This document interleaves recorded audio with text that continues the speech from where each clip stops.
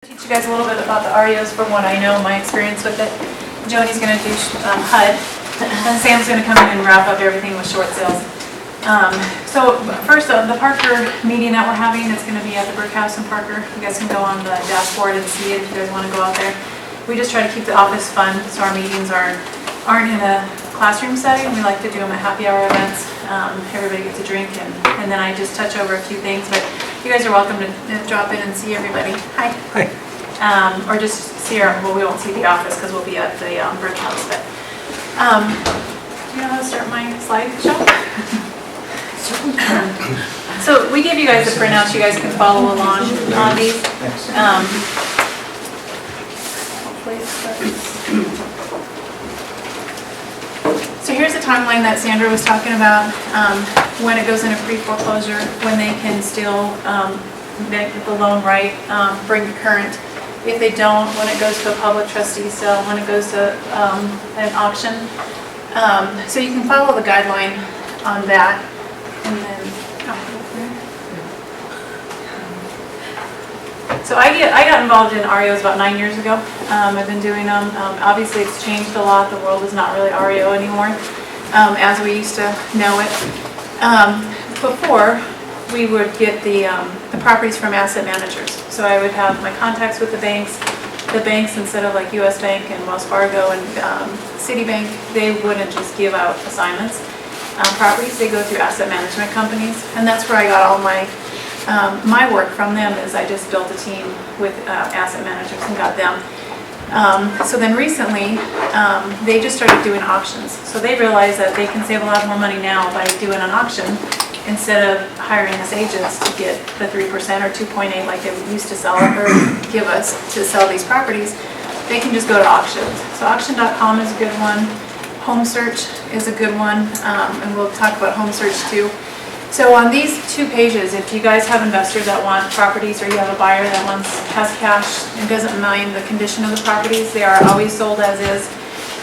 They don't do any concessions normally, so it is what it is. They will try to do 3 open houses from the time we get the listing and make it active on the market. So one of us will be out there as an agent, letting you guys walk through. You can bring your contractors through, your investors can go through there.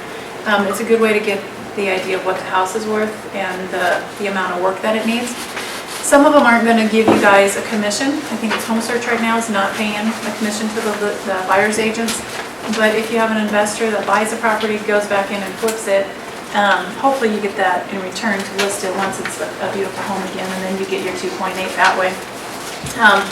So auctions are, you'll see the little signs, you guys probably see them in your neighborhood, auction home, open house. That's what these are. So they're just, it's a good way to get inside of them. And then so REO, I guess I'll jump here. REO is real estate owned is what it means. When you're on the MLS, they kind of disguise them because the asset managers and the banks don't want it to be, they don't want it to look like a cheap home. So when we go into the MLS, there's like little keywords that you see. Sometimes it'll say bank owned on top. Now I think the new MLS sheets just spells it right out there on the right hand side for you. But you'll see in the MLS, it always says sold as is, taking highest and best within 10 days of list date. They do that so they get all the offers in. The 10th day, the listing agent has to send them all in to the bank. The bank does make a choice. It's not us, the listing agent, that decides who gets the property. So we turn it over to the bank. The bank normally takes about 24 hours. They review all the offers, and then they come back. So my key points are when you're doing an offer with the bank to make a difference, so your buyer's offer stands out, is always make it a different purchase price. So if it's listed for $125,000, you might want to list it or ask your asking price to be $125,262, because every little penny, it sounds really silly, but it makes a difference. So when you're in the MLS and you're looking at comps and you see a sold price and it's this odd number, that's the practice that they're using, is to make it stand out. So even $5 makes a difference to the bank because they're always about getting that last dollar they can on the property. And then call the agent. So if you have a listing, the buyer wants to put an offer in, make it an oddball offer, keep your list or your inspection days low. So if it's sold as is, you can still go in there and ask for your inspection days But I wouldn't do 7 days or 10 days. I would keep like 3 days to inspect, because that keeps you guys, it gets you in there, you know if it's something your buyers can do. If not, you can withdraw your offer right away. So the bank likes to see, they like to see 0 days, but most people will give you at least 3. So if you do the 3 days, that helps having an oddball number on your offering price. And then when you're in the property, walk through it with your buyer and explain, certain stuff that might stand out. Just don't say it's a 2-bedroom, 3-bath, 1,200 square feet. Walk through it, and you can, you'll get to know it as you guys walk through the properties too. If the appliances are old, carpet, if there's mold or anything that you guys see that your buyers might not see. That way they're more aware of the condition of the home that they're getting. I always call the listing agent and tell them I have an offer I'm coming through at. It's going to be, and I just tell them basically the bullet points, 3 days to inspect. They're an investor, they're already pre-approved. And then you kind of build a relationship with them prior to them just getting your offer and saying, this is Mr. Smith, because they're probably going to get 2 or 3 more offers. But if you call in ahead of time and say, this is my buyer, he's interested in this, he's going to do a 3-day inspection on the property, they'll remember who you are. So when they do see it and they're looking at all the offers at the end of the day, they're going to say, I remember Shannon calling in with her buyer, and I feel really confident with her buyer. It's a strong buyer, and they're ready to go. The other reason you do that is the banks will call me and say, okay, but these 3 offers, have you talked to the lender? Do you know, are they qualified? So what we have to do as listing agents a little bit more work now than what we used to have to do. So that gives you a little bit of rapport that you can give back to the bank and help them with the decision on who they want to choose when they just see these offers laying in front of them. Once the offers are accepted, the banks will choose the title companies. So your buyers, they can choose their own title company, but it's going to be more cost to them. So it's kind of nice because the title companies have that relationship, like with Stewart, Land Title, they'll, and Assured Title, I think they use a lot right now. But they have that relationship with them already, and the title work just goes so quick. And if there's any snag at all in the closing, it always helps to have that relationship with the bank and the title company, because it just makes our job and your job a lot easier. Is that it already? Well, I just like, yes. What is hard money? You can go to a private lender and get the money. It's still considered a loan, but it's the banks will look at it as a cash offer, but you still have to, they can still get an appraisal. So it's really like a loan, but it's going to get private money. It's not money that you would get from like SkyStar. High interest rate, yeah. And it's made for quicker flips. So if they just wanted to borrow the money for 30 days or 3 months, they get like 8% or something. Between 8 and 13 now is what the hard monies are. So, but I love it. But like 8 and 13%, depending on how much they're borrowing. But I have 2 investors right now that do the hard money loans. So they're not as quick to close because they still have to go through the process, like everybody else. But their investors have to sign off on it. One question I have is, can investors go directly to sites like auction.com and just Yes. they can buy directly themselves? They can. If they want to do that, they're welcome to do it. Like I said, Home Search doesn't pay the buyer's agents anymore. I always go in there and let my buyers know if you're looking at properties, put it in there, because sometimes it doesn't make a difference. The buyer's agent will still get the commission. But if you have an investor and you're guiding them to those sites, just ask them to let you register. That way you get an email every time your buyers are putting a bid on a property. So, but yeah, it's good to get a couple of investors that know what they're doing on the auction sites, but then they get too comfortable and they forget about us. We don't want that. So, but the auction sites are good. You just have to make sure to register your buyer and yourself on each site ahead of time. So it's good, like if you have free time over the next week, pop into the websites and register yourself. And that way, if they ever do pop in there and your buyers want to register themselves, they can. And then you still get the commission on it. Not much, but it's like 1% now. Hi. Hi. A quick question, are you taking questions? Yes. What's the bank's position these days on accepting lower offers than they used to? Are they pretty tight? They are. What they're tending to do now is because the market is so good for sellers. They think that they can go in there and put the house on, like I have one right now, the neighborhood's about 160 to 170, nicely done, move-in condition. And my property's not that. They came in at 159 for my list price. And it needs a lot of work, carpet, paint, appliances, mechanicals, broken steps. So it needs a lot of work. They put it on there 10,000 less than a move-in condition. Okay.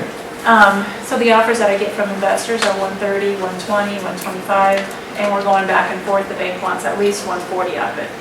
So there's not a lot of room for, movement on it, but because the market is so good for sellers, getting full price, if not multiple offers, getting above list price, they are kind of sticking pretty close to what we ask now. So, but, Thank you. yeah. We're just talking about the Denver or Colorado area though, not nationwide, that this is going on there. Yeah, because there's some areas in Denver that aren't as busy, as what we see, like Aurora right now is pretty busy, Castle Rock, Parker, you can't keep anything in those areas right now going, but we put a property on the market, 23 showings in 2 days, 4 offers came through, and they're above list price, so, but those change, those times are going to be, I'm sure not with us forever, but it sure makes, But there are selling still houses. areas of the nation as a whole, and even Colorado, that are still having trouble. Yes, yep, yeah. And going back to the question about banks tightening up a little bit, we're seeing the same thing in short sales as well, where the banks are not paying as much and they're wanting the buyer to pay a lot of things that they would have paid in the past. Yeah, when they say sold as is, they really mean it nowadays. Yeah. Before you could kind of wiggle it around a little bit and get something from the bank, and they're just not budgeting on them right They now. don't have to. No, so once you get, I do a lot of BPOs for the companies as well, so I get to know it a little bit ahead of time with the inventory. So they say REOs and bank loans are a thing of the past. I do about 20 BPOs right now a week for different banks, so the inventory is still there, but they don't release it like they used to. So that, you'll always see bank-owned HUD properties on the market, just not the volume we used to see 3 years ago. So How long is it taking the property to release these days? from the bank to me, it just depends on where they're at with redemption. If the owners can still redeem the property, 30 days maybe, sometimes 60. But like the bank's offering, I'm doing one this morning, cash for keys. So the bank will offer the occupants in their cash for keys to release the property to them. So that gets rid of the redemption period. And then we can move forward with getting the property sold. So, but they're all over. They're 60,000. The one I'm looking at now is 550. So they're higher end homes all the way down to the little, 1-bedroom condo. So always fun to sell. Were you also asking how long from a time that the seller is foreclosed on until it's listed on the market? Yeah, that too. It's, 6 months now? Yeah. At least 6 months. Used How long to be is longer. it taking the bank to get the property on the market? That just varies like on the redemption period. A lot of it, if it's vacant and they're not in redemption, even if they don't live there anymore and it's still in a redemption period, I can't touch the property, can't make contact with anybody until we get close to that redemption period. So I can offer them the cash for keys, but I can't physically go in the property. Okay. So, Okay. yeah. Right. So, I'm sorry, what's the difference between real estate owned and bank owned, or is there a That's the difference? same. Okay. No, real estate owned and REO. We just all shortened it and say REO, but yeah, it's real estate owned. All right. Is it a good idea to start to bid lower when you in Yeah. an auction? Well, it's, yes. On auctions, it's all done online, so you can see when they ask for, you can only bid, like your next bid is 2,000. So they set a limit as far as so if you offer 100,000, your next bid is 102. So you can always increase it by a bid amount and they'll tell you what it is. But it is, because you never know where they're gonna, end up at. Right. But they have a BPO done. 3 other real estate companies or agents will go through and do a BPO. So they'll have a broker price opinion of the property. They'll know the value that they want to be at, and then they look at what they have in it and what they need to get. So that kind of helps you, or it helps them to know what offers a good offer to stop at and take. So Just quickly, cash for keys, they offer a certain amount of money If They the people do. move out voluntarily? They do, so if they can release the property, if the owners or whoever's in there, it can even be a tenant. They offer more money to tenants than they do the former owners. Ah, So when they're in the property, like I just got up to $3,000. So I start out at 1,000 and I just work my way up and I have 4 days to get the occupants to accept that cash for keys. But I don't go in there saying 3,000 because then they're gonna say, well, I want 5. right. So I go in there 1,000 and hopefully, you know, to make my scorecard look better with the banks, Sure. offer them the less I can. So I start out with 1,000. Yeah. All right, well, I have to go because I have to go do my cash for keys, but if you guys ever need me or reach me or you have questions about foreclosures, REO, HUD, I do so a lot with HUD, but Joni's gonna tackle that subject. I'm at the Parker office, I'm the Parker branch manager, and you guys can always find me there, so. All right, well, thank you guys. Have fun. Okay, this is going to be pretty much a brief, quick overview of HUD Homes. How many of you have had any experience with HUD Homes so far? Okay, did you actually get one under contract? Okay, so you went through the whole process, and you know, we start out talking about how to place bids, but there's a lot to it before that, and then once the buyer has expressed interest in a property, then we want to go in and go to the HUD Home Store, which is what we're going to be talking about a lot today, and get all of the information on that particular property. And those of you that have been through this before, you know already that I think it's very easy to do the HUD sales contracts. Everything is done online. And there's 3 different asset management companies. And all of them are very similar as far as having the purchase contract online with line-by-line instructions. So you really, you know, just read the directions and it's very easy to follow along. One thing I wanted to start with, though, is that how do we go about finding HUD properties? If you get a call from someone that says, I'm interested in buying a HUD home, what are you going to do? What's going to be your first step? Search the MLS for HUD, H-U-D. That's one way, yes. Or go to the And website, to HUD's website. yeah, both very good answers. HUDHomestore.com, and many different ways of searching on HUDHomestore.com. You can select the advanced search and provide the case number, which you're going to have the case number from a number of different sources. Anything you pull up on that property is going to have the FHA case number on it. But another way is, well, let me ask you something else. Why would someone be looking for a HUD property? Or an investor.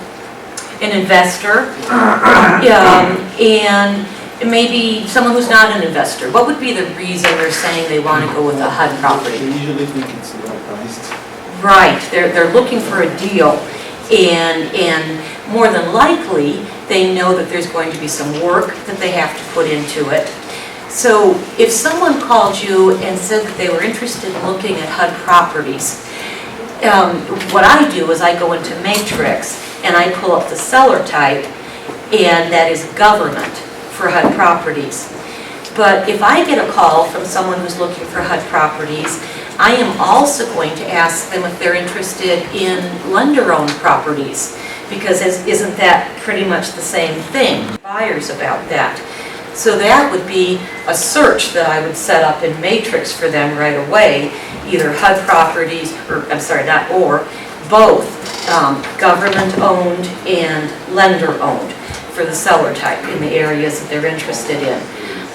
I would probably set up a separate search under property type for a fix-up home that could be sold by an individual. But again, they're looking for a good price on a home that they know that they're probably going to have to put some work into. So, you know, if someone says HUD, you know, do go ahead and talk to them and see exactly what it is they're looking for. Don't limit it to HUD. So when you go in and look at the property information on a HUD property, you're going to see all kinds of information about that property. You'll see the pictures, the flyers, place where you can submit an offer. One of the forms that will come out in any of the asset manager's packages is an authorization form for placing an electronic bid. We have a whole big package that we send in if the offer is accepted. But to get started, what we're doing is placing that electronic bid. So really, you should have your client sign all of the paperwork ahead of time, but you absolutely positively want to have them sign that authorization for you to place the electronic bid on their behalf. You're also going to see all of the addendums, the purchase contract with all the instructions, the asset manager, the maintenance manager, just all types of information is going to be there. Are any of you not already registered on HUD Home Store? Okay. Patty, did you raise your hand? I don't know. Okay. I don't know. Because I was going to say, if you're not, and if you have a mentor, talk to your mentor, and they will go ahead and help you get signed up. If you don't have a mentor, feel free to give me a call, and I'll help you through that process. It's a very easy process. And so when you do go in to submit an offer, you'll get a confirmation number, and you want to print that out, because when you're going back in to check on the status of your offer, it's much easier to check it if you're just putting in the confirmation number. It's easier to pull it up.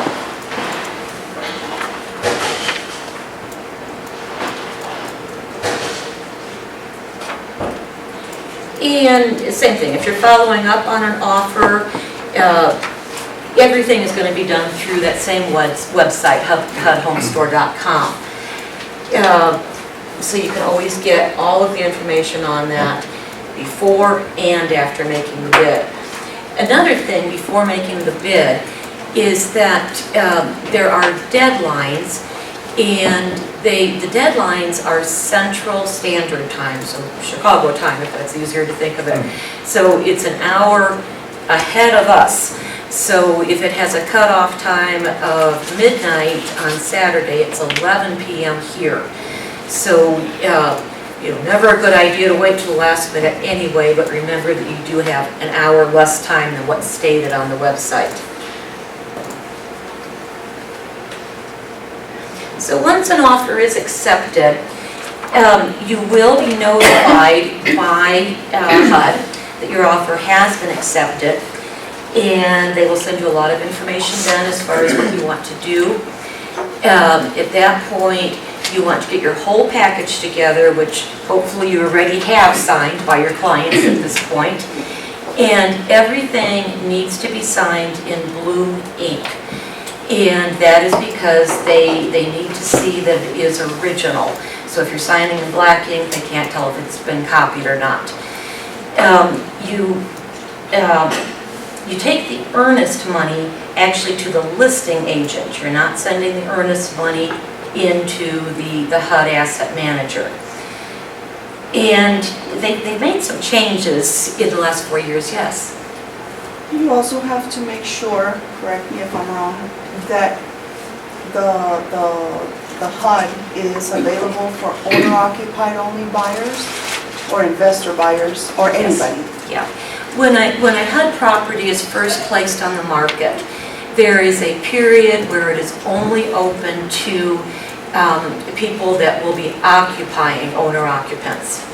And then if there is not a winning bid selected during that period, then it's opened up to investors at that time. And then if they still don't have it under contract, then it goes to day-to-day bidding. And then my other question is, do HUD homes have a lockbox, or do they have that master key? So it used to be that things with HUD were so easy, one of them being that you just paid $3 for a key, and it opened up all of the HUD properties. That has changed. Okay. Now they all have individual lockbox, so you do schedule it through the shelving service, which really needed to be done because everyone had a HUD key. So just for security reasons, that was changed. So let's see. So when you do get the acceptance of the offer, you need to move very quickly. You have 24 hours to get that, all of the paperwork, which is another reason why you want to have it signed ahead of time by your buyers. 24 hours to get that over to the listing agent's office. And then you will be sending the actual contract to the asset management company. So you'll want to Federal Express that. And there's one more step you need to do before you can send it off. And that is that there's one line where it says it needs to be signed by managing broker. And that's not just anyone who has a managing broker's license.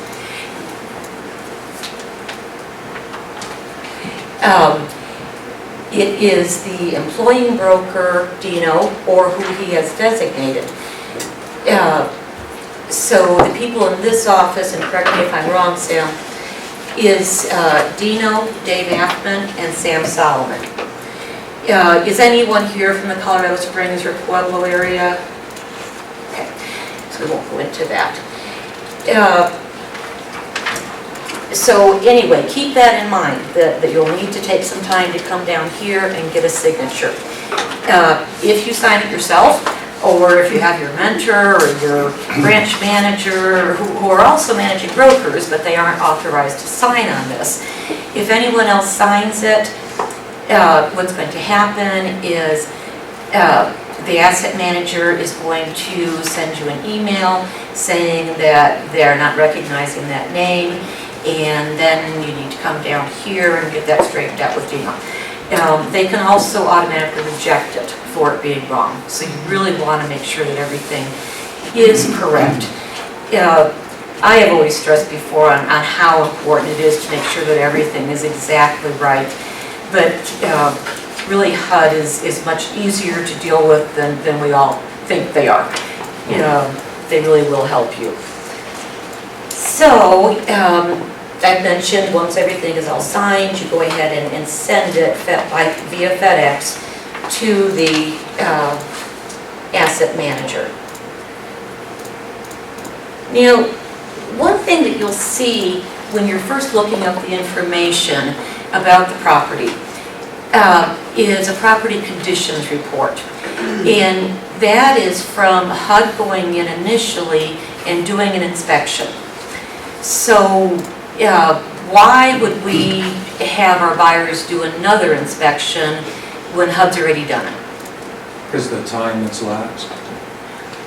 Time that's lapsed, also the inspection that HUD has done is not nearly as thorough as what the buyer's inspector is going to be doing. The one thing that is so important with HUD homes is that they are sold as is. And keep in mind that not everyone knows what that means. I've been with clients where we've gone over it so many times, and I've told them that so many times, and they'll say, but when HUD does their inspection, they'll go ahead and fix that, right?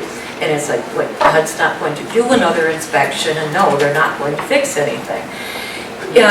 So sometimes what you'll see on the property conditions report or the actual printout is it will show a repair escrow. And this is going to be for unsafe conditions or possibly a health issue type condition. So when it has that repair escrow on there, is that an exception to the rule where HUD is going to be paying for some repairs?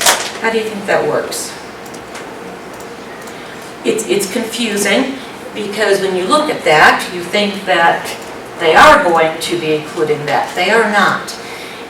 The house is still sold as is, you need to be very aware of that repair escrow, because what they're saying is that because of this health or safety issue, it needs to be corrected. So they will let you go ahead and close on the house, but that money, and they have the amount of money, needs to be put into escrow. So that you need to make sure that your lender, the buyer's lender, is aware of that, and the title company is aware of that. And then you'll have normally 30 days to have that work done.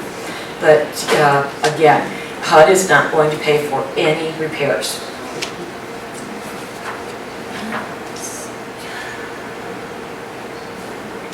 One question for you. Yes, That amount that needs to be escrowed, yes, I think it's one such that the lender would actually loan you over and above what you would have been. yes, for the amount that needs to be put in for the repairs. Now, that brings up another topic though. When you, yes? What was the question, please? Oh, it was that if there is that repair escrow required, is that going to go into the loan? And it will. But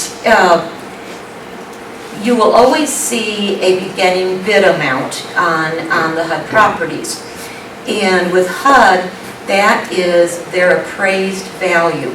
So we know with any property, the lenders are not going to loan you money over that appraised amount. So many times, in order to get a HUD property, especially with the way our market has been, is that you have to bid over that amount.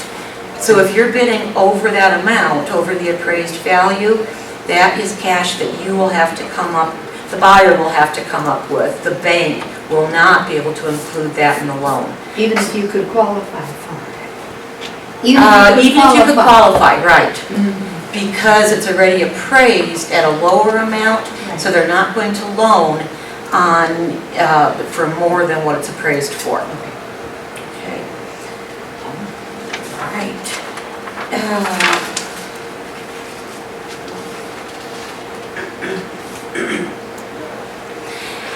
Another thing that has changed with HUD is that it used to be that HUD had designated title companies that we always used when closing on a HUD property. Now, it says that the buyers can choose their own title company. It's not really that they just get to choose it. That really is the only choice, that they're going to be selecting the title company, or you're going to be helping them with that. And what the big change is that the title insurance used to be paid by HUD, and now it's not. So with the buyer choosing the title company, that is something else that the buyer will be paying for. Now, another thing with HUD is that they will pay up to 3% of closing costs. So, just be sure that you're figuring in the title insurance in there too, when you're figuring how much they might need for the closing costs. Yes? Do you have any idea when that changed? My last 4 to 5 years ago. No, the title company changed more recently than that. less than 3 years ago. I would say 2 years ago. I sold my last HUD in December of 2012, and they paid for it. Yeah. Did you close at Williams Title? It was at, not too far from here, by Bellevue and 925, and that was the only title company that they would accept. It was probably Cherry Creek Drive, I No. think. No? Oh, the street? Yeah. Yeah, America's title. America's title, that's what it was. Oh, okay, all right, that must have been another one that they had. Yeah, about 4 to 5 years ago, many things changed. That's when the keys changed to lock boxes, and it changed from having one asset manager here in Denver to having 3 other asset managers in different parts of the country. But I believe that title company change was more recent. Yeah. Oh, yeah. I actually found out about it after I had some people under contract, so it was a shock to me. Okay, so again, when you are going into HUD's website to find all the information that you can about this property, they are going to supply you with everything, the contract checklist, which, you know, it's so nice to have a checklist, making sure you're doing everything right. Obviously, you have your mentors that are, you know, going to be helping you with this as well. And the property condition summary. When you go into a HUD property, it's going to be winterized and there will be no utilities on. So what would be, let's talk about the utilities. What would be something that you want to make sure that you bring with you, not just leave it in your car, but bring with you to the house? Absolutely. And not just one on your smartphone. You know, bring in the mag light. I usually have my mag light, and they always, you know, sell the smaller ones along with it when you buy it. I give the buyers the small ones to follow around with that as well. You know, as far as the properties being winterized, there was one time when I was with some buyers and they'd already seen this property. We were going back on the last day that we had until we had to place the bid for it. And we noticed the water dripping from the main water line. And that shouldn't happen if the house is winterized, obviously. And I called the listing agent, and he said, okay, no problem, I'll call the management company and get that taken care of. So we went ahead and placed the bid, and it became very bureaucratic, where nothing could be done because it was not fixed before the bid went in.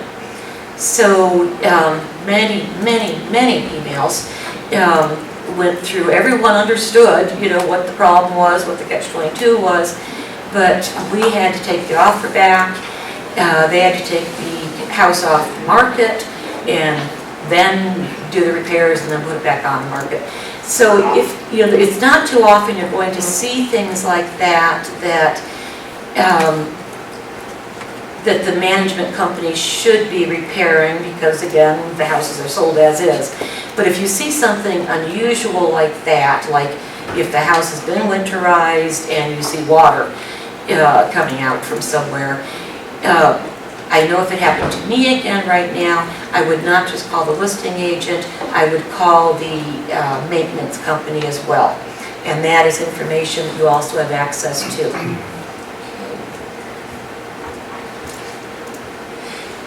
With HUD, they will offer several incentives at different times.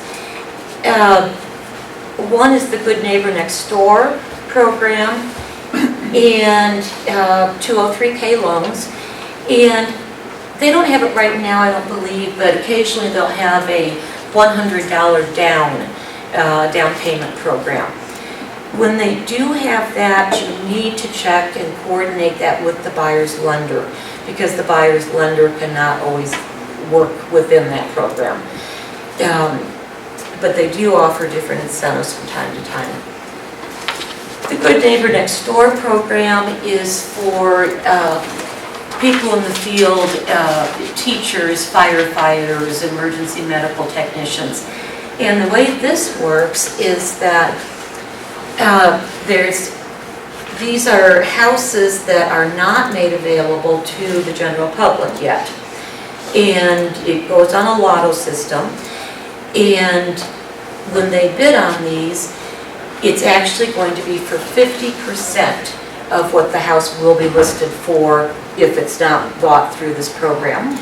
Now, these are only in certain areas, revitalization. If a house needs work, actually it even works on if you don't like the countertops and you'd like to replace those with granite. With the 203K loan, the lender will set it up where so much money that's being loaned to you is allocated for those repairs and remodeling. It doesn't mean that the buyer is going to be given this money. to make those improvements. So they have to be able to qualify for that additional amount. Okay. But it is a great program when a buyer is going into a fix-up. So a really good thing to mention to your buyers, because a lot of times they don't know about it. No, that's not just for HUD though, that's. It is not, no. And it used to just be for FHA loans. It is now for conventional as well. Oh, conventional as Yes, well. yes. So Excellent. there's so many different programs. You want to talk And- to the lenders about that. Right. And Yeah. when you say energy efficient changes, are you talking, does that mean, I know that a lot of these programs don't include luxury changes, but supposing you wanted like a hot water heater that was, Yeah, I forget what it's called. it doesn't have a tank, it's tankless. Yes, yes. Yes, it would cover that. Yeah, okay. And actually, it does cover luxury Oh, items. it does. The main thing that it does not cover is landscaping, things outside the house, but things inside the house it will. Does it include garage things?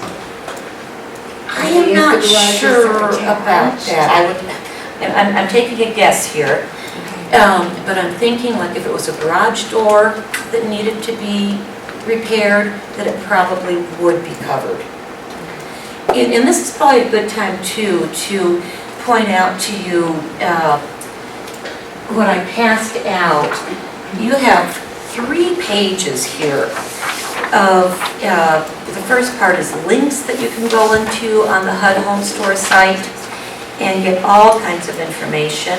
And then they have these pages of just specific questions, really any question you could come up with. So, get to know the HUD Home Store site. I know it's kind of hard to learn things when you're not actually working with it at the time, but do try to become familiar with that and just keep in the back of your minds that this information is there. If you do have a client all of a sudden that's interested in a HUD property, know that this information is there on the HUD Home Store site for you. Yes? You think the banks are still holding on to a lot of property? I have heard that they are. Sam, could you comment on that? I'll dig into that here in a little bit. Okay. Yeah. Okay. All right. Where's the? Is it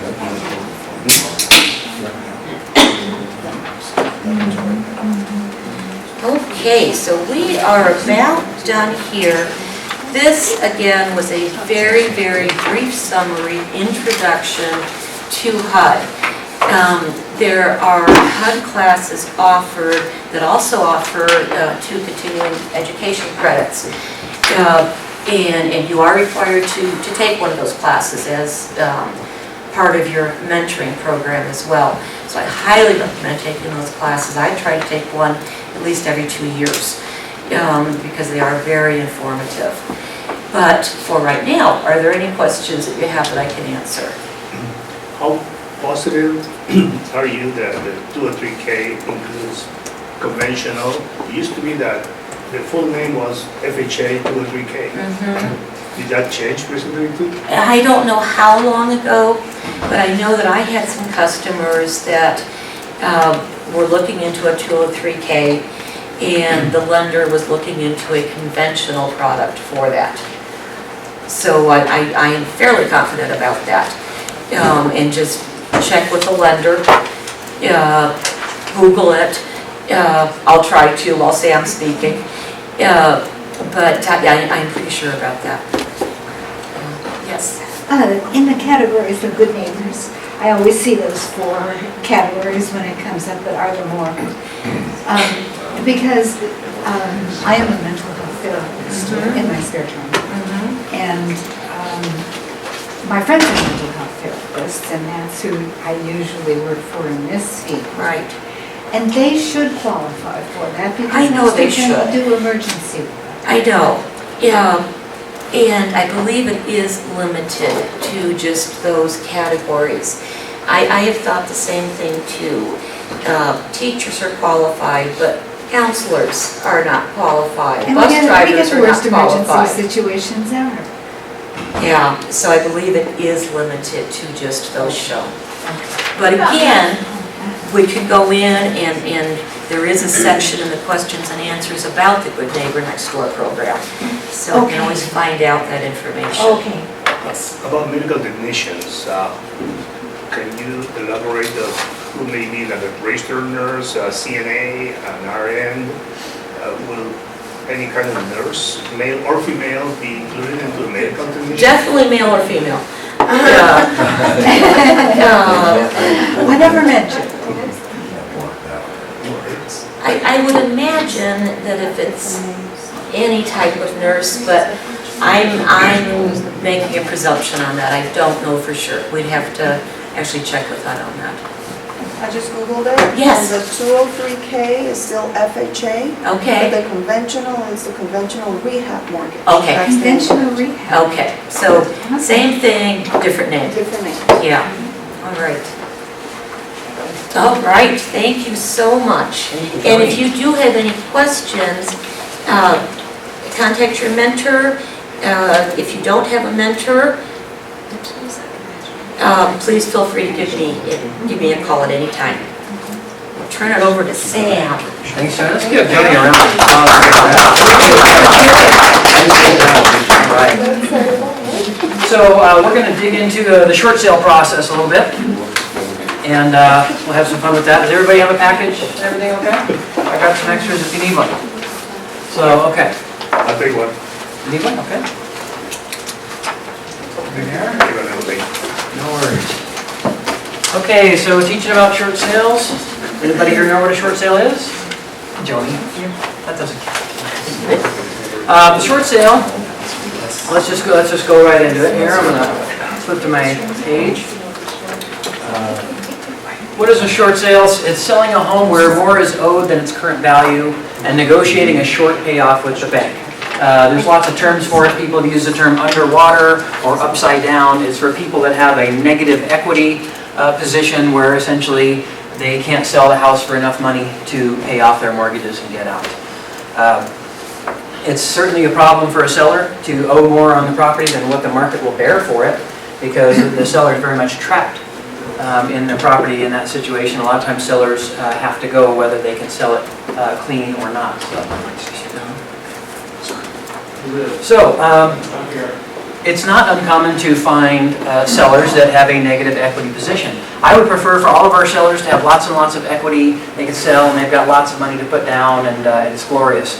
But that's not the reality of the market and especially may not be the reality of coming down markets. You know, the real estate market certainly goes in cycles, generally 7 years give or take, up and it's down, and it's up and it's down. It's been very consistent. So it stands to reason that as much as it's up right now, the down days will come, and they may be sooner than expected or not. But the relevant point would be is that these short sales are still going on now. HUD homes are still going on now, bank-owned is still going on now, foreclosures are still happening, and short sales are still happening. And it doesn't hurt to at least be acquainted with them, if not really well versed, because when that day comes around there, this may be a tool that you need in your toolbox as part of your business in order to close property in the level that you want.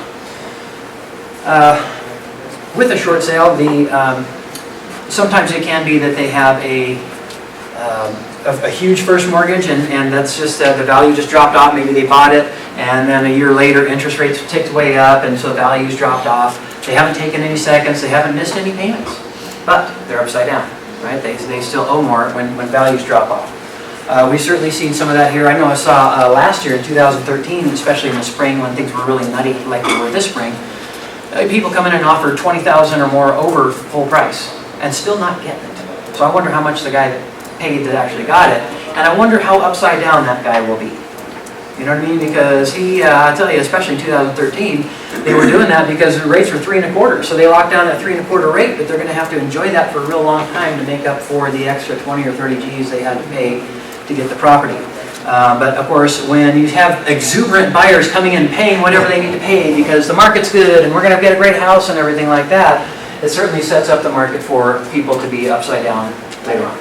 Exuberant buyers make sometimes questionable decisions, and sometimes it's just the reality of it. It's all right if somebody buys a property and then the values dip as long as the seller doesn't need to go anywhere.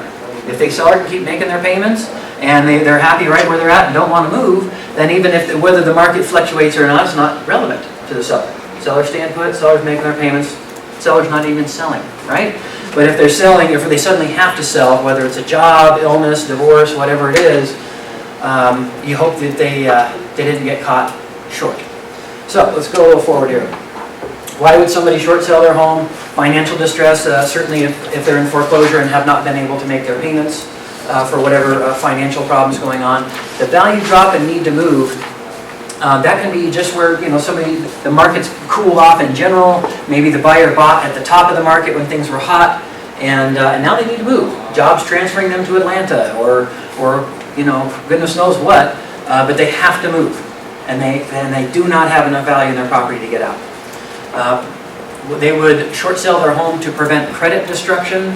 You can negotiate with the bank so that you don't have a foreclosure that occurs on your credit. And if you're able to do things expeditiously, you can prevent mortgage lates, at least to a certain degree. They may end up making a few late payments on their credit, but maybe it's only 3 instead of 17, for instance. And of course, they would short sell their home to eliminate the debt. The nice thing about a short sale is, in most cases, it will deal with the deficiency, so that if the seller's selling, the bank's got to do a short sale, the bank agrees to it. The bank agrees to take $40,000 less than what they're supposed to get, just to let the thing happen. Sometimes the bank may want to pursue the borrower for the $40,000 they didn't get at closing. Short sales, they will definitely do that in foreclosure. They have no reason not to. They have nothing stopping them whatsoever. If they foreclose and there's a deficiency amount, they're probably going to go hunt from the borrower. And I'll tell you what, in today's market, it's not like the 80s and the 90s where if you had a collection or whatever, you could just ignore it. It would go away eventually. Collections and all kinds of stuff now is just very, very aggressive. They get judgments on you. I've seen judgments on clients for $50, $20, different stuff like that, because they just, whenever there's a debt, they sell the paper, and these law firms are filing everything. So you would want to potentially short sell it so you can eliminate the debt. As part of the short sale closing, they would essentially forego any deficient amounts, and that sets your client free to go forward without having the bank coming after them. That'd be a darn good reason to do the short sale over foreclosure. Why would the banks allow it? Well, it frees up their resources for new loans. It's better for them to get most of their money back so that they can go and do new things than to have all that money sitting there as dead paper on their books where nobody's making payments on. Losses are not as bad as foreclosure. Banks lose a lot of money when they foreclose. I don't know if you guys have noticed, but a lot of times with a foreclosed property, it sits there and sits and sits and sits. And I'll tell you, to a certain degree, I never understood it. Like, why is it sitting there? They've taken title. You call a local broker, you list it, right? Put it on the market, get it gone. It's not that complicated. Okay, maybe a week, maybe 2 weeks. But I mean, these times sometimes sit around for a year or several years, inexplicably. And to that, I want to speak to Glenn's question also. As far as inventory, are banks sitting on things and so forth? To a certain degree, you could make the case. It would be hard because it is elusive data. You can't just Google that and find out what the banks are sitting on. It's not information that is for the public to have right now. But there's two elements that are going on. One is that there's a lot of foreclosed property they have that they're sitting on. They own it, they foreclosed it, they've taken title, they've got it locked down and winterized by their asset management companies, and they're sitting on it. And it could be just because they're just a slow dinosaur bank. It could be because there's a strategy involved and they have a specific reason why they're not listing them faster. And I think that there is some of that.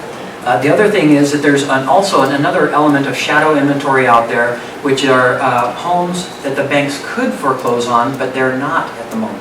We had the robo-signing thing occur not too long ago in recent years, different stuff like that, and banks were in class action lawsuits and all kinds of stuff, foreclosing on houses that didn't even have a mortgage on them. Let alone that particular company's mortgage, no mortgage at all, and they're foreclosing on it. So all this stuff happened, and so essentially, for instance, as a case in point, I'm aware of a seller that I worked with not too long ago who hadn't made payment 2 years. 2 years had not made any payment. She's got a few letters here and there from the bank, but nothing's happened. They haven't filed foreclosure on her. She's not in foreclosure. They didn't file the notice of election demand, nothing. And so one day, they sent her a piece of mail with a check in it for $2,000.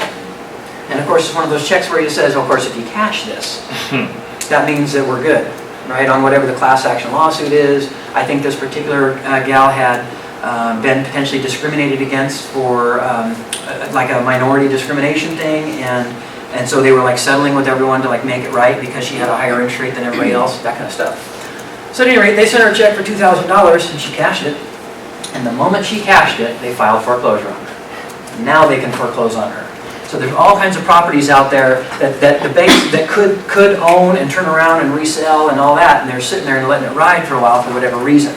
There might be a bunch of it, there might be a little bit of it, or somewhere in between.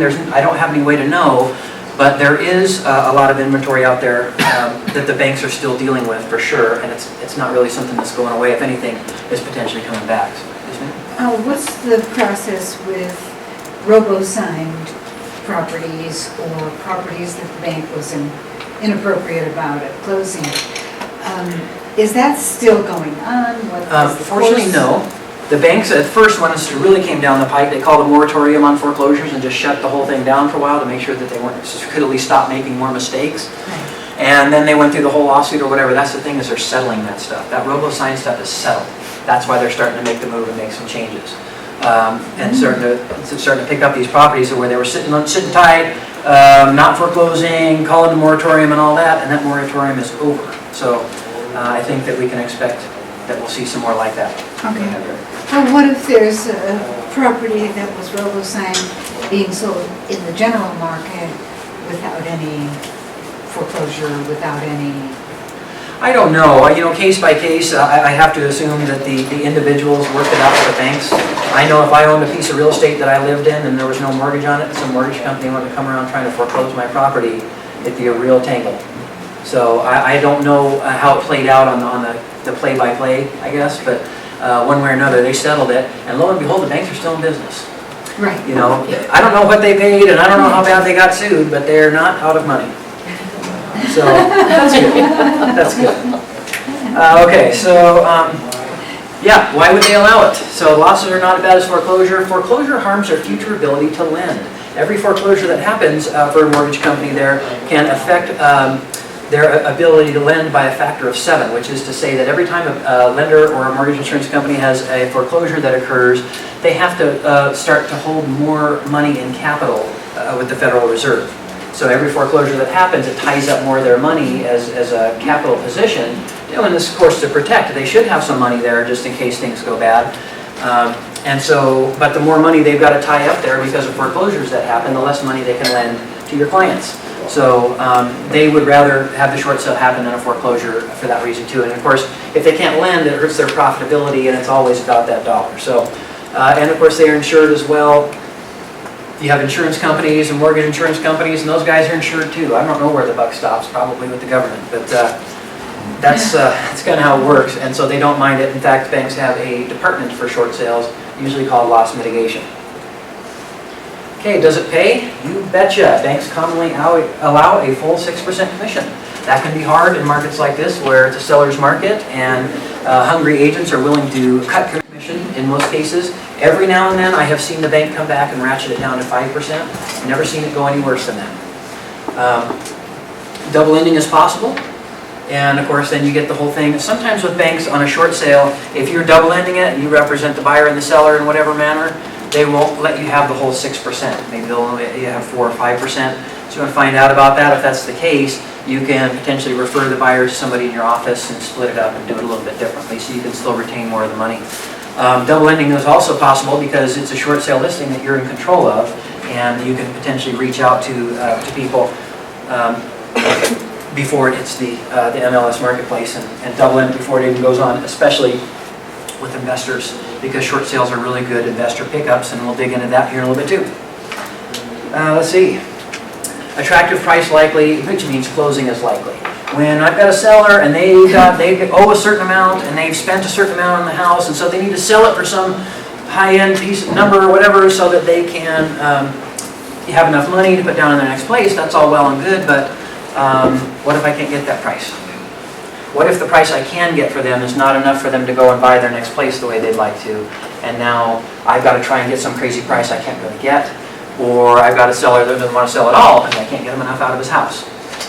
We don't have that problem with short sales. I generally list them and price them wherever I want to per the seller, because it helps the whole thing. It'll help the whole process, and I'll get into that too. It may even give the seller a cash incentive to participate. I'm in the middle of a short sale right now, and they are allowing my seller, who is stiffing the bank for $45,000 plus, they're allowing my seller to receive $3,000 at closing for participating. That ain't bad. That is not bad. And, you know, sellers walking away from their house and letting it foreclose don't get $3,000. My seller does. So there's another reason. And it even pays the seller. And so it's worthwhile for the seller to participate as well. Is it hard? No, it's not hard. Once it's understood, it's no harder or easier than any other deal in general. Think about these HUD homes. We just saw this presentation here, and I'm looking at it like, there's a little bit of brain damage in there, isn't there? No more than the regular one? There is. But you know what? If you did HUDs all day, you could just do them all day. Nothing to it. Let's see. And so with short sales, the same thing. If you develop a little expertise with them, they're not that big of a deal. There is more paperwork involved. Don't let me fool you. There's more paperwork and definitely a few headaches. And a little bit different expectations of how the thing goes as opposed to a normal real estate transaction you expect to see. What's involved? Generally, the sequence that you'll do is you'll gather up seller paperwork. Hopefully you go out and list the property and take your pictures and put the lockbox and do all your normal stuff there. In addition to that, though, you're going to gather up some seller paperwork, and not just the listing agreement and the normal disclosures, but you're going to gather up some other seller paperwork that you know the banks are going to need to do the short sale. Typically, right off the top of my head, seller paperwork they're going to want is 2 years tax returns, 30 days pay stubs, 3 months bank statements, much like when you get a mortgage. In fact, it's very much like trying to apply for a mortgage, except when you're trying to apply to get a loan, you're trying to make all your numbers look good. When you want to apply for a short sale, you want all your numbers to stink. And they usually do, so it's not that hard. If you're not making your mortgage payments there, you've got numbers problems, and so they just play out pretty easy. Let's see. So you're going to gather up their seller paperwork. If you find out before the appointment who their banks are, you can potentially reach out to those banks and get their short sale package. A lot of banks have a one that's exclusive to their bank, and they want you to use only that package or require you to use only that package. And if that's the case, you can actually download that package before you even go on the appointment, so that you know what kind of documents to gather and that kind of stuff. And then they're usually going to want a hardship letter and things like that for just doing an explanation. There has to be some kind of a hardship. If they just feel, well, I just didn't feel like making my house payments, it's been a while, and I just kind of got sick of that, so I've got plenty of money, but I just don't feel like it. That's not going to work. So they want to get an idea what the hardship is, and there's usually a financial worksheet along with it too. How many car payments do you have? How many credit cards do you have? What's your other expenses and things like that? They're going to look into your numbers much like, and in fact, they'll have the same info as a loan application when you try to get a loan. You have to cooperate with the bank. That can be a little bit nutty.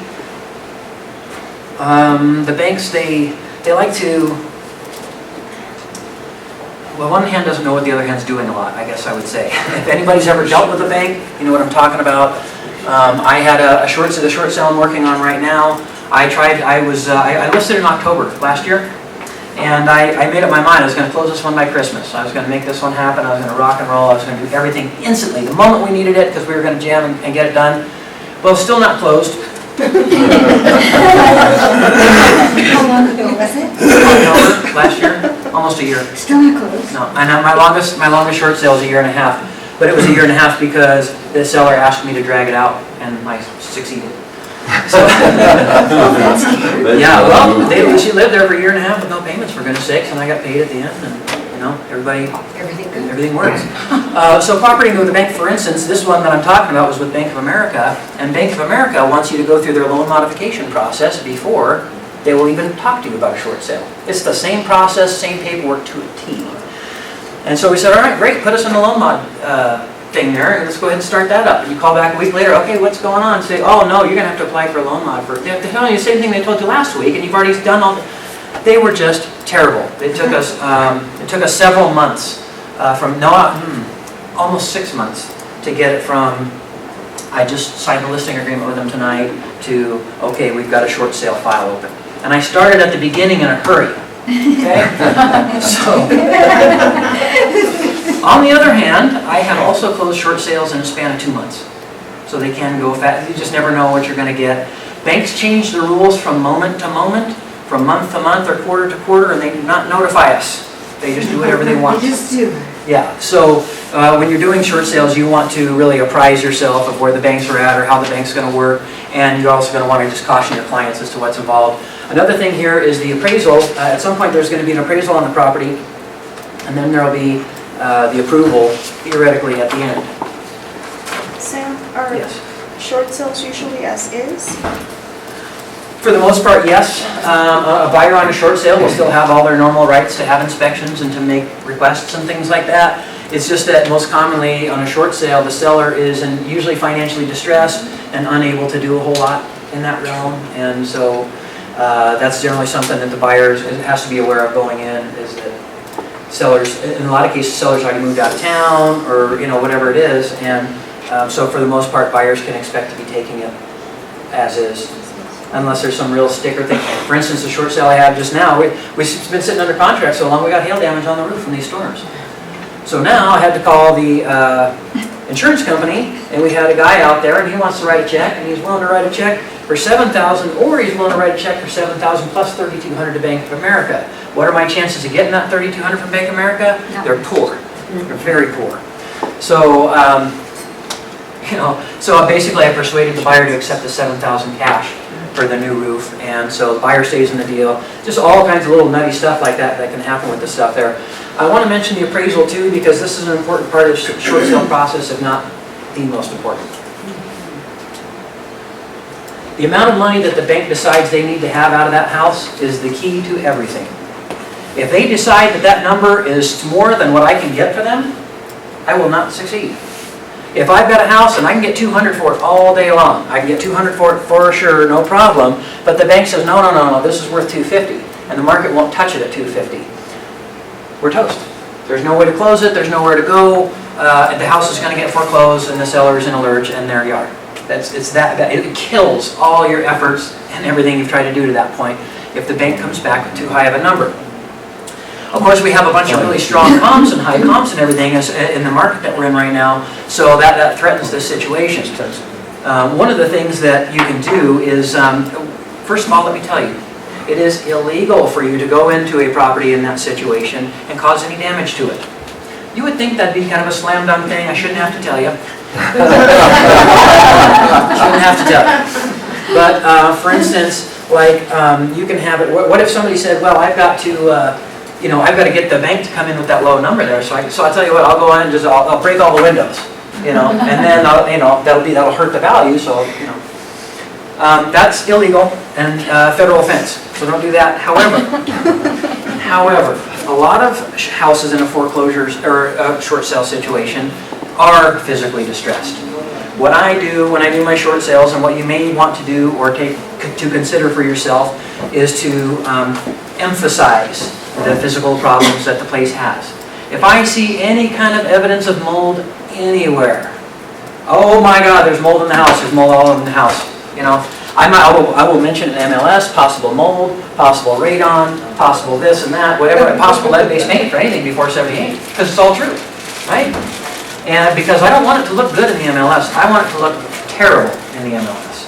And the reason why is because the appraiser is going to see the MLS and see what I've got in there, and he's going to use that as part of his information when he reports to the bank how much he thinks the house is worth. Sometimes they'll send out a formal appraiser, and you can meet them there. Sometimes they'll send out a couple of guys to do drive-bys, and you don't even know what happened. I don't like that so much because I can't really get my 2 cents in there anywhere and contribute to the information there in that process.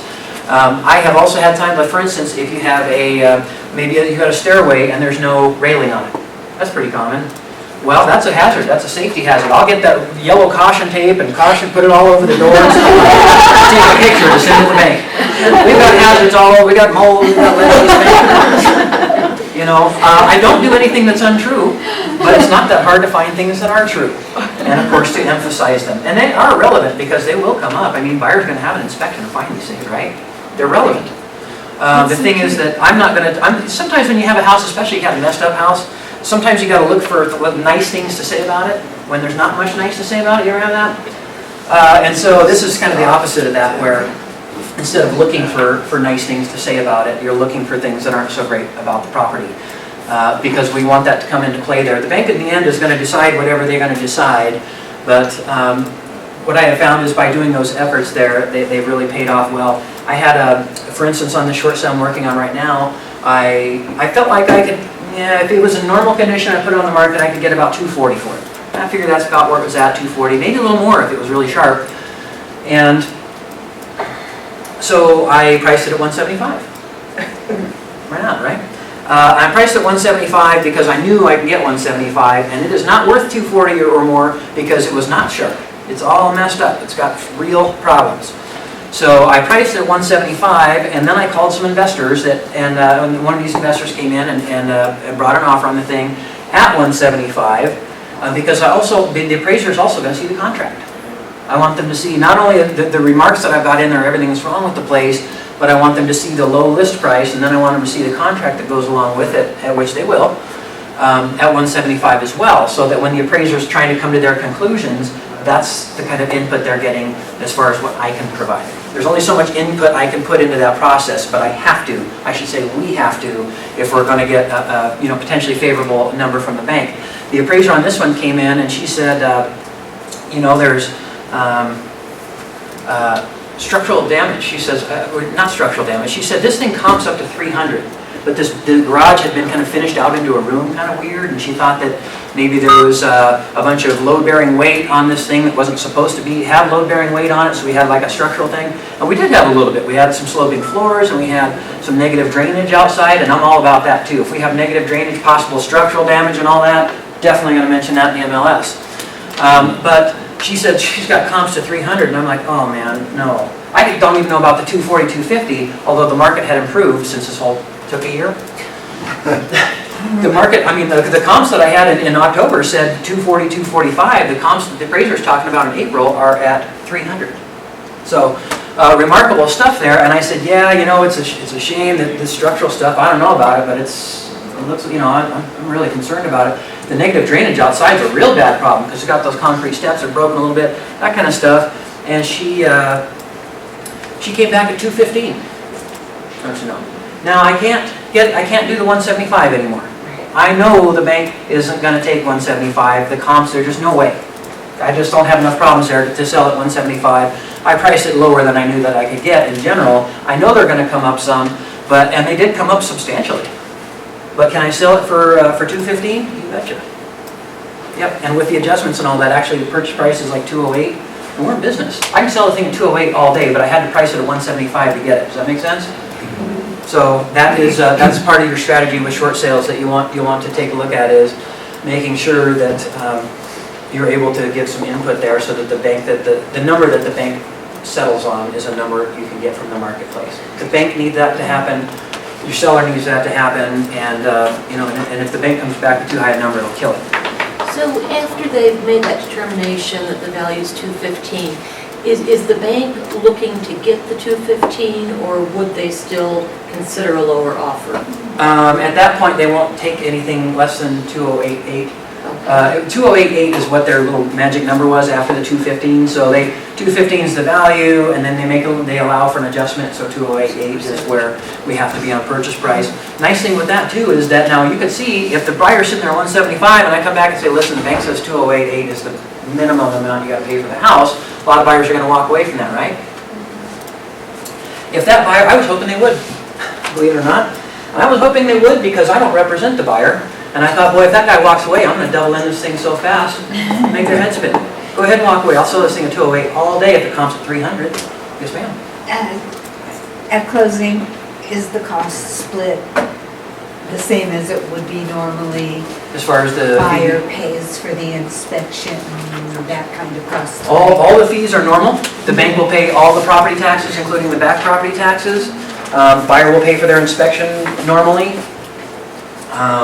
The seller, the short sale, the bank will allow for the seller, they'll essentially eat the title insurance cost. They will also eat the commissions. And get this, you guys, Banks won't do a short sale without you.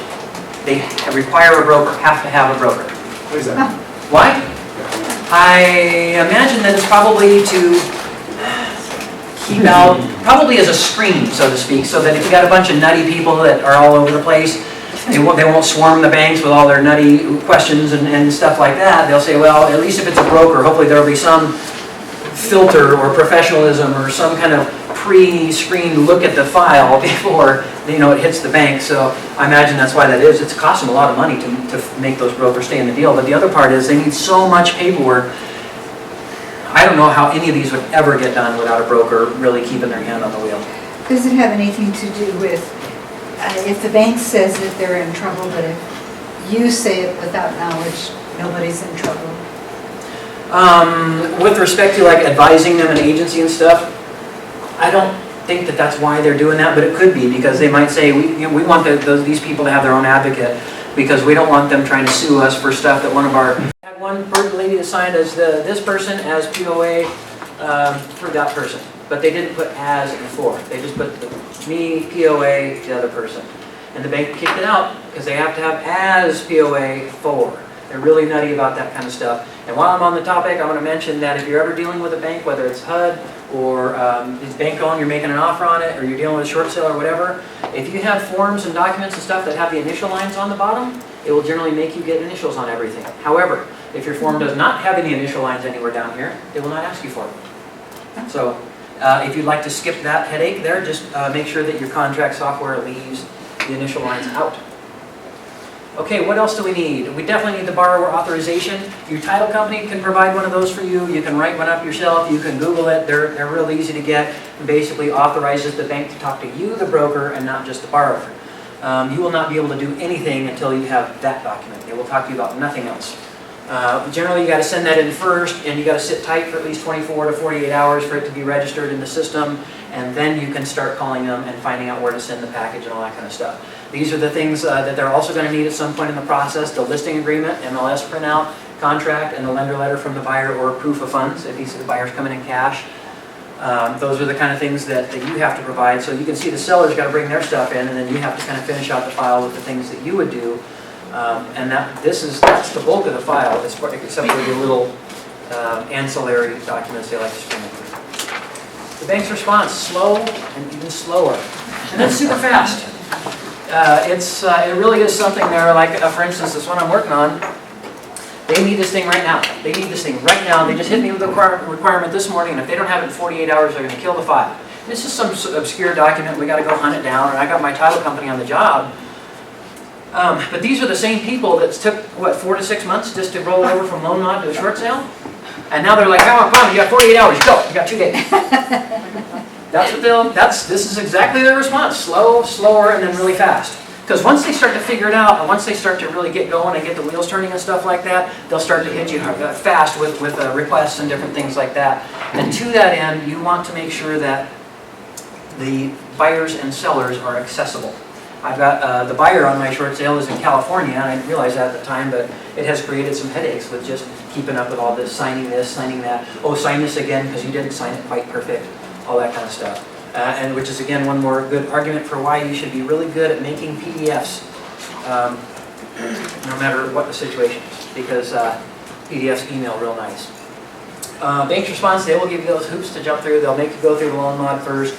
They'll make you do this paperwork and that. It's generally very, very harmless and innocuous, but when they say they got to have it, they're not kidding. And once they drop something on you, they have to have this or that, the whole process is stopped until you get it. Just like when you have a buyer that's trying to do a loan, they're trying to get a mortgage, and the loan officer says, oh, I'm going to need this or that document. That file's not going anywhere until he gets the document. Same thing with the short. Okay, buyer contracts, you do not need one to list the home. You can list the home just like it is. And you do not need one to start the short sale. Because a lot of banks are requiring the loan mod first, it used to be that you could not start the short sale process without a contract in the file. All that did is it prompted a bunch of agents to write up a bunch of dummy contracts that were bogus. Say, oh, I'll just write up a contract, put it in there, and it'll say exactly what I want it to. And then it'll go away. Then it goes away. Well, then the bank comes back and says, all right, we'll take the short sale, and here's your number, and let's go, let's do the deal. And I say, oh, okay, but that buyer, you know, they got tired of waiting, so they're out of there. We'll have to go and find a new buyer. Well, which is essentially they have to go and find their first buyer. That's illegal, and it's tricking the banks, and it's a bad idea. So do not write dummy contracts, please. You do not need a contract to list the home, and you don't need one to start the short sale, but it is better if you do have one. It's a little bit tricky because of because there's so many question marks on the file. So it's better if you have an offer and you can send it in right away. And then if you don't, how would you get one? You just listed the property, you want to send in an offer right up front with it. These are the kind of buyers that you have there. Your investors, those are the ones I generally would call on first. Secondly, your straw buyers. Some people have gotten around that by they'll have some client or somebody they work with that's an investor who likes to offer on all kinds of stuff. And so they'll say, hey, just help me on offer on all my short sales. You know, and they don't really, they're legit because the buyer's legit. And he's even got a lender letter of proof of funds, and it's all legit, except the buyer doesn't really intend to perform. They just put it in there for the file and everything. Once again, I don't really recommend that because it's not needed anymore. But some people will do that just to put something in the file. I don't really want to confuse the bank. I'd rather just wait. In my case there, I will generally just call investors that I know or other agents that generally are known to have investors and just ask them if anybody wants to get in on the thing. It doesn't hurt to be aware of investors yourself, because when you have this kind of thing, you can double end it by calling the guy himself rather than having to call other brokers and ask them to bring people in. And short sale buyers, people with patience. There are very few buyers that can afford to sit around for a year, and they don't even know if they have a deal or not. You know what I mean? We're not approved. We don't even know if the short sale is going to go. I know it's going to go because I'm really good at it. And I'm aware of the file, and it's going to be fine. It's a good file, but the buyers certainly don't know. And my experience with shorts, too, is that the buyers call, and more often than you'd like sometimes, saying, any news, any updates, any news, any updates. And if I have news and updates, I'm the first one to offer them up. But buyers generally have to have patience, whether they intend to live in the place or they intend to do some investment purpose with it. They're usually going to have to be patient for the longer ones. What if too much is owed? The short sale is dependent on the seller's situation and the current home value. It is not dependent on how much is owed. And what if it's not enough for the second mortgage? Okay. Short sale is not dependent on the seller's situation, or it is dependent on the seller's situation and the current home value. The bank is going to agree to a short sale based on the seller's situation. Are they in a hardship? Is it a legit thing where they can't make the payments anymore and all that? And then secondly, what is the actual current value of the home right now? It's the only thing that's relevant when it comes to numbers. It doesn't matter how much is owed. It doesn't matter if there's a big second or whatever. The banks are going to make all their decisions based off of what it's worth now. What if it's not enough for the second mortgage? Sometimes you'll have, maybe you have a $200,000 first and a $100,000 second, and the place is only worth $250,000. Well, you don't have to short the first. There's enough money to pay the first. Now we just have to short the second, and that's a much easier process, actually. The other thing is that, what if there's a $220,000 first and a $20,000 second, and the house is only worth $180,000? Well, now we're going to short them both. And how that works typically is that the first mortgage company will, you'll do all your short sale negotiating with the first and the second simultaneously, but the second won't do anything until they find out what the first is going to do. They will sit tight, they will not make any decisions or do anything until the first decides what they're going to do. The trouble with it is that when you have a second mortgage like that, and it's completely exposed and there's no equity at all to cover, they will typically not get more than $2,000 to $5,000. It doesn't matter if that second is worth 20 grand, 50 grand, 100 grand. If the first mortgage has already taken a hit, they won't allow more than $2,000 to $5,000 for seconds and junior liens and stuff. Amazingly, a lot of those second mortgage companies will take it because it's either 2 or 5 grand or zero, because they know that if they don't cooperate, then the house will foreclose. It cannot sell through the short sale, and then they'll lose everything. So who is harder, the HOAs or the second mortgage? Who's harder? Harder to deal with? Oh, everybody. The HOAs I have generally not had too much trouble dealing with. If you have a little bitty HOA that's run by Bob and Edna, stuff, you never know, man, you never know. Okay, but if it's a bigger one they're doing business or whatever, the bank will generally allow for 6 months worth of HOA dues, and the HOAs know it. So the HOAs will take their 6 months worth, and that'll be that. They would rather, if you have a HOA lien in a short sale situation, once again, they would rather go ahead and allow for this deal. Sometimes they might even hit you for some more, because they know even if the bank forecloses, the bank's going to have to give them at least 6 months worth. So they might say, well, we want 6 months worth plus X amount of dollars, or we want 9 months or 12 months worth of HOA dues in order to release this HOA lien and let the short sale continue. So you may have to buy them out. Some of the money you can use to do that with is the seller's money. Remember, they'll let the seller have, a lot of times from $500 to $3,000 or more, and so we can cut into that money to pay for those kinds of things. In fact, that's usually the first place we're going to go. If there's any seller money and we got outstanding stuff, we're cutting into the seller's money. Then from there, if there's still not enough and we're close or whatever, I may give up a little bit of commission or something like that, especially if I've been working on it for 10 months and I'm in a position to get a full commission, and now everything's gone bad and the whole thing's going to fail unless I give up $1,000 or something. I will probably give up $1,000 and keep the deal. You never know what's going to jump out when you're dealing with the banks and financial distress and everything, and that is why with foreclosures and short sales both, you'll want to make sure that you're doing your homework right up front. Have your title company check title right up front on what kind of liens and stuff are going on. As far as we heard, short sale is about paying less than what is owed. But you mentioned just now that there may be some seller's money. Where from? Well, the bank will allow for it. The bank, see, the seller says, hey, I'm not going to get a dime either way. I'll just walk away. I'll just walk away from the house. I'll get a dime either way. So the bank will actually allow for the seller to receive a piece of money as an incentive to participate and do this, because the bank really does want a short sale to happen instead of foreclosure. So they'll eat it out of their funds and allow the seller to have proceeds at closing.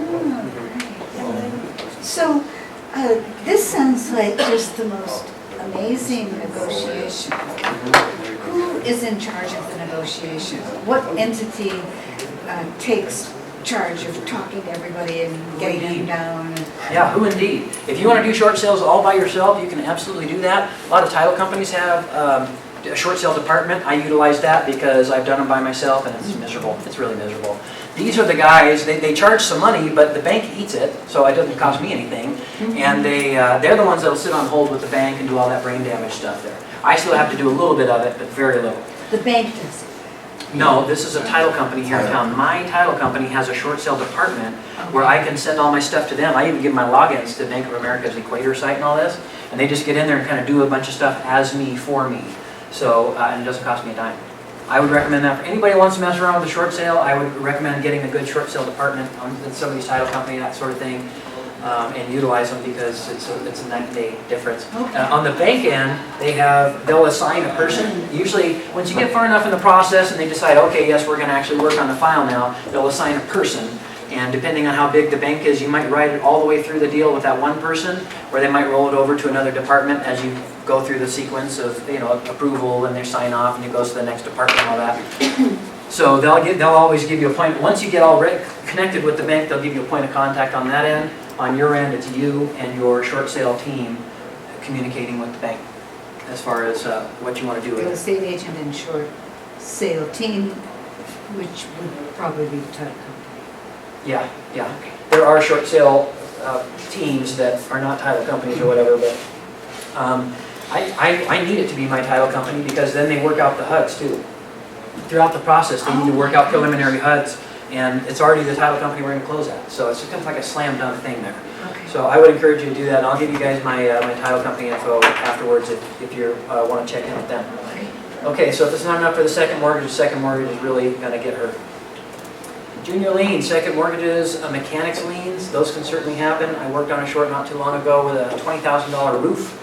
They had roof problems and the insurance company wrote a check and the roofers came out and they put the roof on, but the homeowner decided to keep the check instead of paying the roofers with it. Yeah, it's really unfortunate. I feel bad for the roofer because if I was a roofer, I'd be pretty unhappy with that kind of occasion. You've got judgments. That's another thing is that when we have personal judgments on ourselves, like some debt that you owe personally that's not real estate related at all, you cannot sell your piece of real estate without dealing with that judgment. You cannot convey real estate without dealing with it. So you can either arrange to have those judgments paid off with the sale, or you can negotiate them as a junior lien, and you can make the bank aware, hey, let's say Bank of America, first mortgage, and we're doing a short there, and we also have the second mortgage, and we've got a roof lien, and the seller's got a $2,000 judgment from some collection or something like that, and there's probably 2 or 3 years worth of property taxes that aren't paid too. You can get the bank to eat all those things. However, only to a certain point. Like I said, that $2,000 to $5,000. If I got a $20,000 judgment, I might be able to get them to release the property so that the property can be sold for the $2,000. But that doesn't mean they're going to necessarily forgive the rest of what's owed. They might take this piece of money just to let the property convey so that they can at least get something, but the guy may still be on the hook for the rest. And that's where some of the fun negotiation stuff can come in, because you can negotiate with your client on that, or for your client with these guys as far as judgments and mechanics liens, like this roof lien there. I had these guys worked out to take $5,000 on 20 because that's all I could get for them. That's all. There wasn't anything else there, and they'd rather take the $5,000 than to just not get a thing when it forecloses. So that's the thing with these judgments too, is that even if it doesn't pay them in full, they might take a partial payment and at least allow the sale to go through. And then if the seller still owes them the rest of the judgment later or whatever, that's up to them. That's their thing. That's their debt. These do have to be negotiated. That's why you want to be aware of these things right up front. You don't want to have it to be a week out from closing and suddenly you realize you haven't really looked at the title work and there's a bunch of other stuff on there that's going to be a problem. Alternatives, deed in lieu. Loan mod, bankruptcy, foreclosure, and cure. Deed in lieu is generally where the borrower, the person that owns the home, actually quit claims the property right back to the bank. They just deed, the bank doesn't have to foreclose, they don't have to go through the process and the trustee and get a trustee deed, they don't have to do any of that. So they just quit claims them, moves out, and that's that. Seller in that situation will still be on the hook for the deficiency. So if the bank loses a piece of money there, they may be getting a phone call from the bank afterwards trying to collect. Loan modification, the bottom line with that is most of those fail statistically, and the loan modifications that do succeed, statistically over 90% of them will still be in foreclosure within 2 years of the loan mod. Because whatever's wrong financially for them is still wrong. And it's great to do the loan mod and everything, but historically, loan mods are a band-aid and not a very good solution. Bankruptcy and foreclosure, you can. Some people will say, well, I'll just let the thing go into foreclosure, and if I owe the bank any money after that, I'll just put it in my bankruptcy. Generally, they're right about that. They can do it, and then you don't get to sell the house in that situation. There's other ways to try to communicate with the seller as far as like, you don't really want that to happen, Mr. Seller. It'd be better to do the short sale. And there's a couple of reasons off the top of my head. Number one, Mr. Seller, if you don't do this, if we do the short sale and everything, I can potentially get you up to $3,000 for moving day. I can allow you to potentially stay in this house for, gosh knows how many months for free.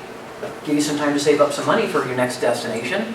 I can protect your credit at least to some degree. Even if you're going to file bankruptcy no matter what happens, it would still be better to have that short sale happen than to have the foreclosure happen as far as your credit repair down the road.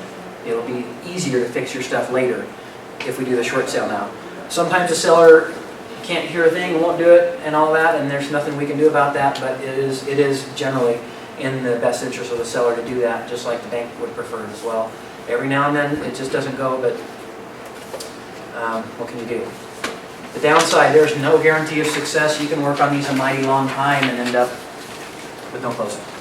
That is no fun at all. One of the things that you can do, especially if you want to work on these a little bit, is to practice them. Once you start to do a few, when you start to understand a little bit, start to pay attention a little bit there, you'll start to have a pretty good idea right away which files are legit and viable and going to close, and which files are not really going to work because of whatever element. Like for instance, the hardship, it needs to be a real thing. You can't just hatch some harebrained thing, that pretend thing gone wrong and think it's going to fly. So no guarantee of success. There are long time frames. There is extra paperwork. I don't mind the paperwork stuff, especially because I've got the team there that handles a lot of it. For me, it's click, click, send a PDF here, send an email there. Not much to it. Fickle banks and incompetency. Oh boy, lots of incompetency at the bank. It's not where they're.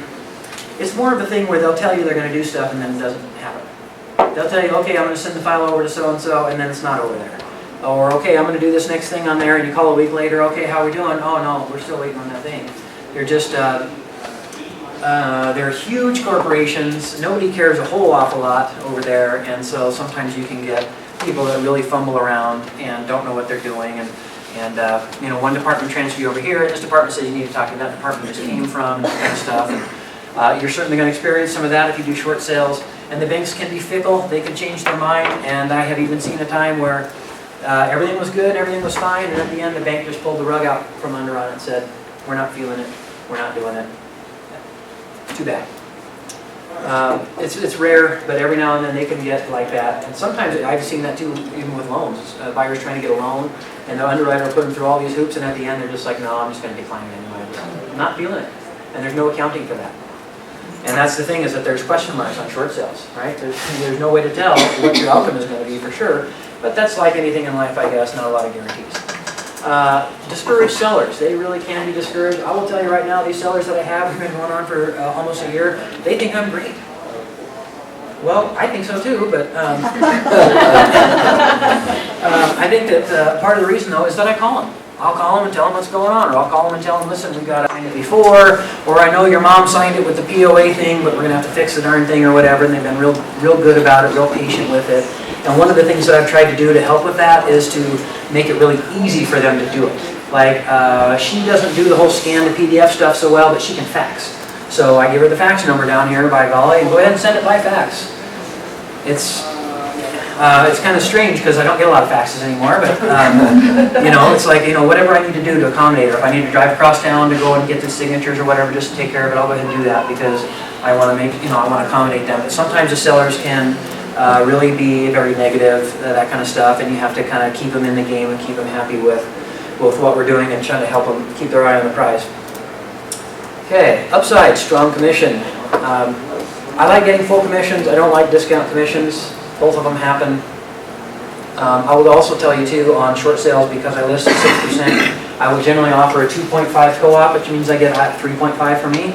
That's a little bit more inequitable than some commission splits there, but I think in this situation it makes sense because I'm doing a ton of work that I don't normally do on a listing.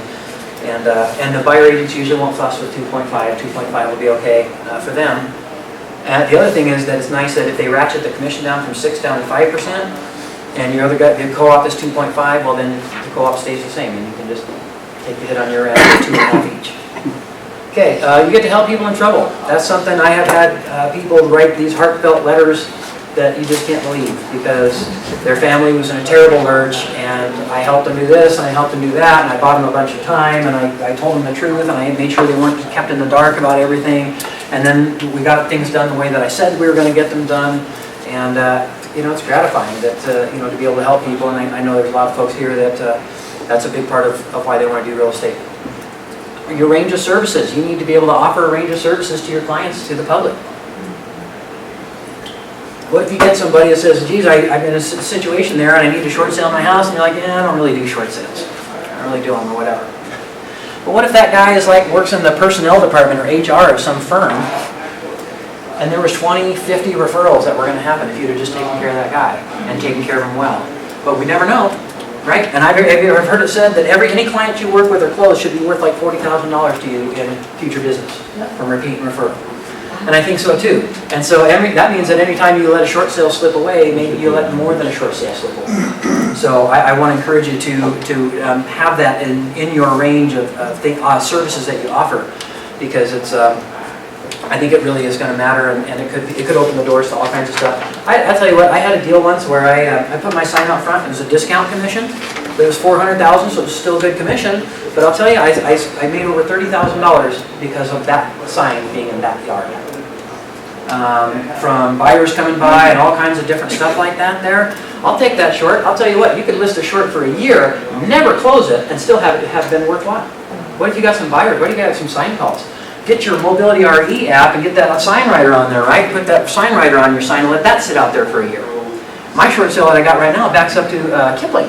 Backs up to a super busy road. I can put a sign out there with text this to that, 3 MLS search. I haven't done it. I probably should now that I think about it, but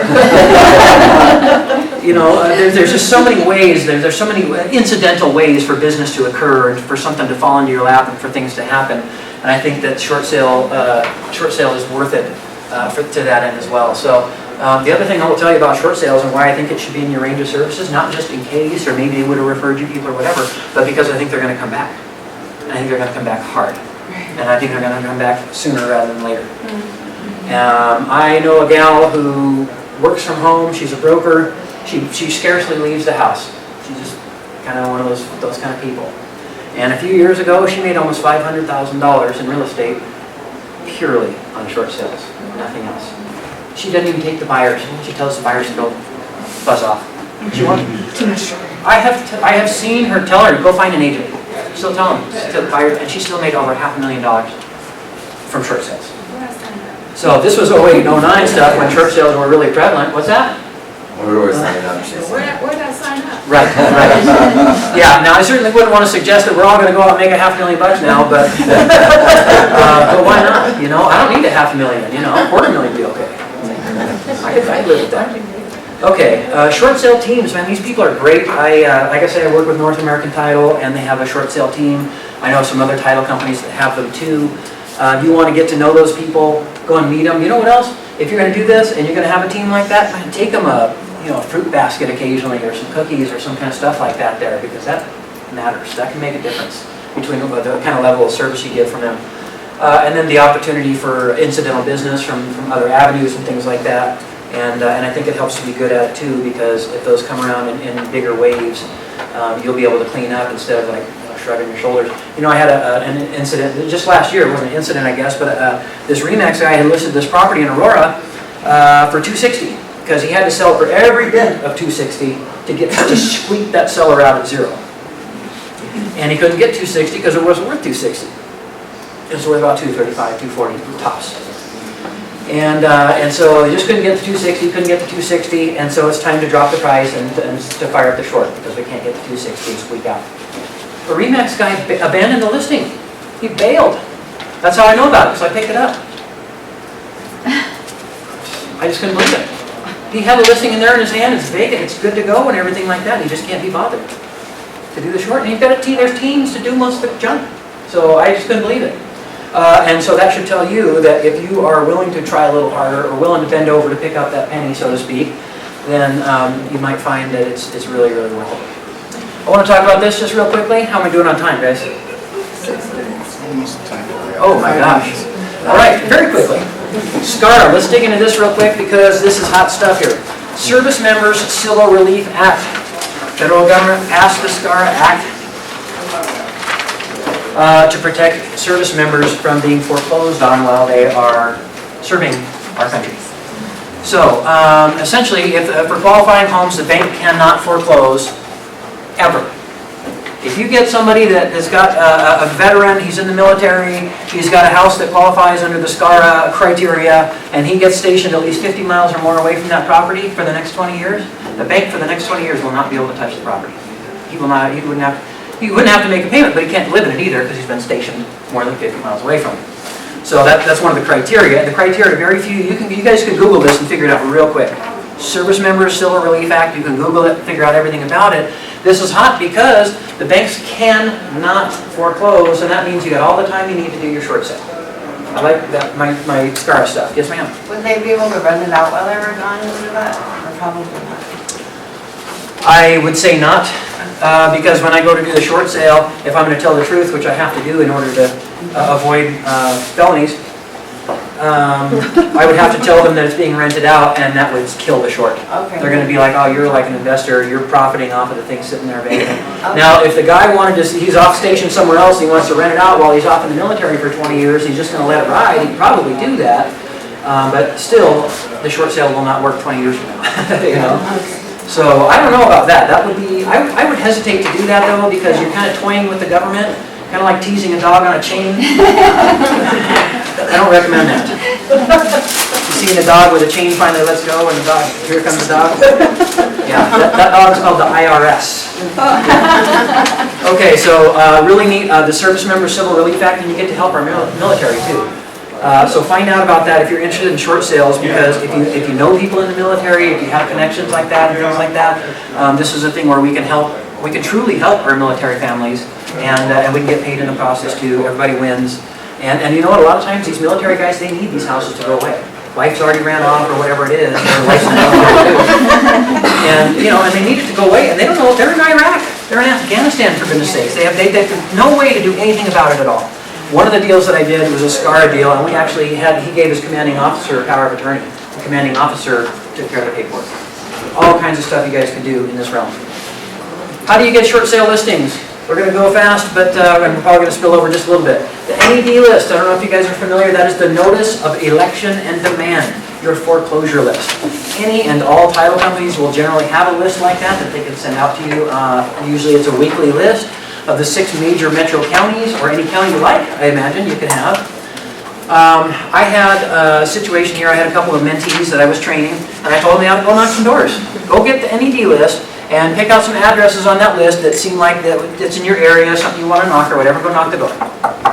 And so they went and knocked it. On the 8th door that they knocked, they got a listing. And we just closed it the other day. And actually, you know what, they were out there hunting, you know, whatever they could get there or whatever, it wasn't even a short. We were able to get enough for the house to squeak the seller out and get paid anyway. So that really worked well. And the reason for that is because the market's ticked upward, you know, to where they had equity. They were underwater before, and now they were just able to squeak out. The NED list is a huge place for that. One of the things I've told people is if you want to pursue the NED list for short sales, what I've done in the past is I'll go and offer them loan modification services. It is illegal for us to charge money for loan modification services. Only attorneys can charge for loan modification services. But I can do them for free. And then when the loan modification doesn't work out, I guess we're doing a short sale. And I've already got all their documents, because the loan mod docs are the same thing that I need for the short. It's all the same stuff. So if the loan mod is going to work, they want to do loan modification, and the thing does work, I will do that loan modification for them and help them. Because I also know that loan mods fail within a year or two, they're in foreclosure anyway. And so I'm going to take care of them, I'm going to take care of their wishes, and I'm going to follow up with them because I know I'm going to be hearing from them again. And if I take real nice care of them, and let's say they loan mod and everything's perfect and solved now, well then they love me, and they're going to refer people to me, so I'm still going to follow up with them. Yes, ma'am? Yeah, can you do loan modifications for first and second? And do you have to do them simultaneously? I have never attempted a loan mod on a second, and my guess is that they would probably not go. Because they're not your typical conforming FHA or Fannie and Freddie products. They're non-conforming products most of the time. So they would not, generally, they wouldn't work for that. What if they do loan modifications though? Then you can absolutely conduct. You could try it. Yes, absolutely. Absolutely. There's no, like I say, you just can't charge for it.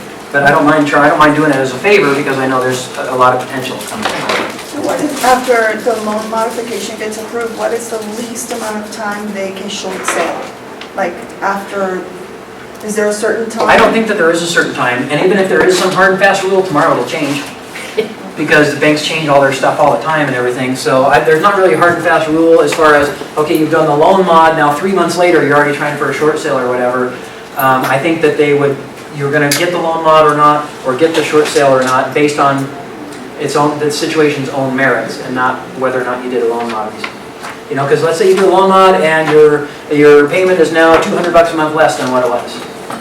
But your financial worksheet still shows that you're going backwards $1,000 every month on your bills. You still qualify for a short sale as far as the numbers work. So I don't think that they are relevant to each other. Okay, you can certainly advertise for short sale stuff.